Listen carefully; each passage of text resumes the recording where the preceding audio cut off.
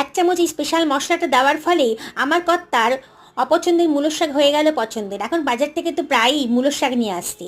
কড়াই 2 টেবিল চামচ মতো সর্ষের তেল গরম করে দুটো শুকনো লঙ্কা দিয়ে দিলাম, 1 টেবিল চামচ মতো কালো জিরে দিয়ে দিলাম, কতগুলো রসুনের কোয়া কুচি করে রেখেছিলাম দিয়ে দিলাম, আর দিয়ে দিলাম একটা পেঁয়াজ কুচি। একটু ভাজা ভাজা মতো হয়ে গেছে, দিয়ে দিলাম কতগুলো কাঁচা লঙ্কা কুচি, আর দিয়ে দিলাম একটা মূলোকে কুচি করে কেটে রেখেছিলাম দিয়ে দিলাম। একটু নাড়াচাড়া করে দিয়ে দিলাম 1 টেবিল চামচ মতো হিং, আর দিয়ে দিলাম 1 টেবিল চামচ মতো লবণ। একটু নাড়াচাড়া করে তার মধ্যে দিয়ে দিলাম কুচি করে কেটে রাখা মূলোর শাকটা, আগে থেকে ধুয়ে রেখেছিলাম। মূলোর শাকের গা থেকে কিন্তু অনেকটা জল বেরিয়েছে। এবার ঢাকা দিয়ে রাখলাম 10 মিনিটের জন্য, মিডিয়াম টু লো ফ্লেমে। 10 মিনিট বাদে শাকের জলটা কিন্তু অনেকটাই শুকিয়ে গেছে। তখন এর মধ্যে দিয়ে দিলাম সেই স্পেশাল মশলাটা, 1 টেবিল চামচ মতো পোস্ত, যার ফলে এর টেস্ট হয়ে গেল মারাত্মক সুন্দর।